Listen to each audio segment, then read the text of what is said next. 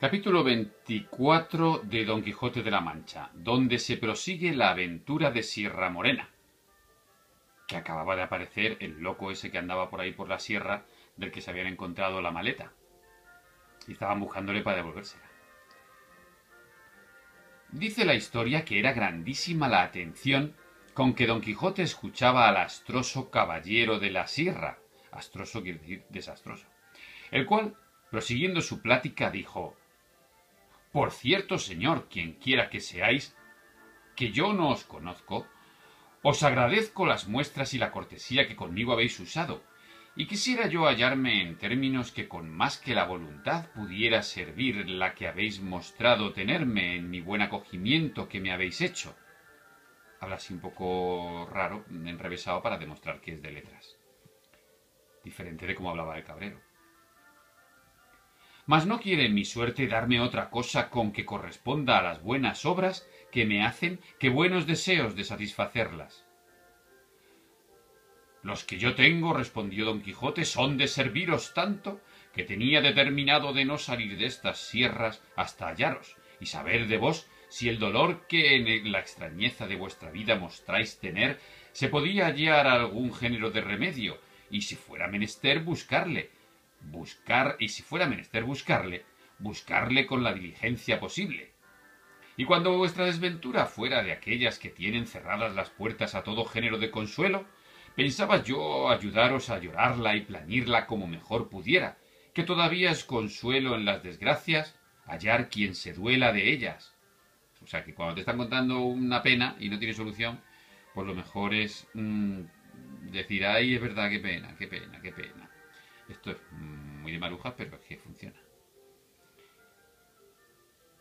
Y si es que mi buen intento merece ser agradecido con algún género de cortesía, yo os suplico, señor, por la mucha que veo en vos se encierra, y juntamente os conjuro por la cosa que en esta vida más habéis amado o amáis, que me digáis quién sois, y la causa que os ha traído a vivir y a morir entre estas soledades como bruto animal, pues moráis entre ellos tan ajeno de vos mismo, cual lo muestra vuestro traje y persona.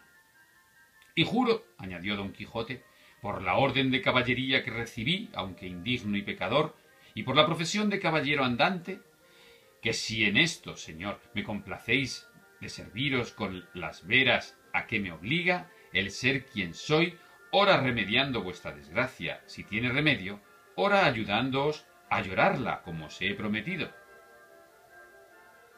El caballero del bosque, que de tal manera oyó hablar al de la triste figura, no hacía sino mirarle y remirarle y tornarle a mirar de arriba abajo.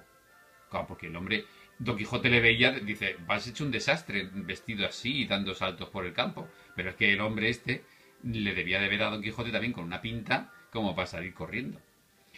Y después que le hubo bien mirado, le dijo: si tienen algo a que darme a comer, por amor de Dios que me lo den, que después de haber comido yo haré todo lo que se me manda, en agradecimiento de tan buenos deseos como aquí se me han mostrado.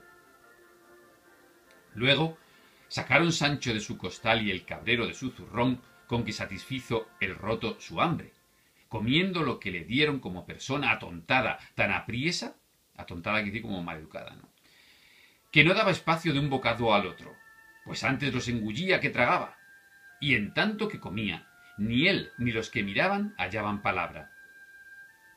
Como acabó de comer, les hizo señas que le siguiesen, como lo hicieron, y él los llevó a un verde pradecillo que a la vuelta de una peña poco desviada de allí estaba. En llegando a él, se tendió en el suelo encima de la hierba, y los demás hicieron lo mismo, y todo esto sin que ninguno hablase, hasta que el roto, después de haberse acomodado en su asiento, dijo: si gustáis, señores, que os diga en breves razones la inmensidad de mis desventuras, habéisme de prometer de que ni con ninguna pregunta ni otra cosa no interromperéis el hilo de mi triste historia, porque en el punto que lo hagáis, en ese se quedará lo que fuere contado. Estas razones del roto trujeron a la memoria a don Quijote el cuento que le había contado su escudero cuando no acertó el número de las cabras que habían pasado el río y se quedó la historia pendiente. Pero volviendo al roto, prosiguió diciendo: esta prevención que hago es porque querría pasar brevemente por el cuento de mis desgracias, que al traerlas a la memoria no me sirve de otra cosa que añadir otras de nuevo, y mientras menos me preguntáredes, más presto acabaré yo de decillas, puesto que no dejaré por contar cosa alguna que sea de importancia para no satisfacer del todo a vuestro deseo. Don Quijote se lo prometió en nombre de los demás, y él, con este seguro, comenzó de esta manera. Mi nombre es Cardenio, mi patria una ciudad de las mejores de esta Andalucía, mi linaje noble, mis padres ricos, mi desventura tanta que la deben de haber llorado mis padres y sentido mi linaje sin poderla aliviar con su riqueza, que para remediar desdichas del cielo poco suelen valer los bienes de fortuna. Vivía en esta misma tierra un cielo donde puso el amor toda la gloria que yo acertara a desearme. Tal es la hermosura de Luscinda, doncella tan noble y tan rica como yo, pero de más ventura y de menos firmeza de la que a mis honrados pensamientos se debía. A esta Luscinda amé, quise y adoré desde mis tiernos y primeros años, y ella me quiso a mí con aquella sencillez y buen ánimo que su poca edad permitía. Sabían nuestros padres nuestros intentos, y no les pesaba de ello, porque bien veían que, cuando pasaran adelante, no podían tener otro fin que el de casarnos, cosa que casi la concertaba la igualdad de nuestro linaje y riquezas. Creció la edad, y con ella el amor de entrambos, que al padre de Luscinda le pareció que por buenos respetos estaba obligado a negarme la entrada a su casa, casi imitando en esto a la de los padres de aquella Tisbe tan decantada de los poetas. Esto es la fábula de Príamo y Tisbe, de Ovidio. Y fue esta negación añadir llama a llama y deseo a deseo, porque, aunque pusieron silencio a las lenguas, con lo de no entrar en su casa, no le pudieron poner a las plumas, las cuales con más libertad que las lenguas suelen dar a entender a quien quieren lo que en el alma está encerrado. Las plumas se refiere a que se escribían cartitas. Que muchas veces la presencia de la cosa amada turba y enmudece la intención más determinada y la lengua más atrevida. O sea que se dicen más cosas escribiendo que hablando. ¡Ay cielos! ¿Y cuántos billetes le escribí? Billetes son las cartitas. ¡Cuán regaladas y honestas respuestas tuve! Cuántas canciones compuse y cuántos enamorados versos donde el alma declaraba y trasladaba sus sentimientos. Pintaba sus encendidos deseos, entretenía sus memorias y recreaba su voluntad. En efecto, viéndome apurado y que mi alma se consumía con el deseo de verla, determiné poner por obra y acabar en un punto lo que me pareció que más convenía para salir con mi deseado y merecido premio. Y fue el pedírsela a su padre por legítima esposa, como lo hice, a lo que él me respondió que me agradecía la voluntad que mostraba de honralle y de querer honrarme con prendas suyas, pero que, siendo mi padre vivo, a él tocaba de justo derecho hacer aquella demanda, porque, si no fuese con mucha voluntad y gusto suyo, no era Luscinda mujer para tomarse ni darse a hurto. Yo le agradecí su buen intento, pareciéndome que llevaba razón en lo que decía y que mi padre vendría en ello como si yo se lo dijese. Y con este intento, luego en aquel mismo instante, fui a decirle a mi padre lo que deseaba. Y al tiempo que entré en un aposento donde estaba, le hallé con una carta abierta en la mano, la cual, antes que yo dijese palabra, me la dio y me dijo: «Por esta carta verás, Cardenio, la voluntad que el duque Ricardo tiene de hacerte merced». Este duque Ricardo, como ya vosotros, señores, debéis de saber, es un grande de España que tiene su estado en lo mejor de esta Andalucía. Tomé y leí la carta, la cual venía tan encarecida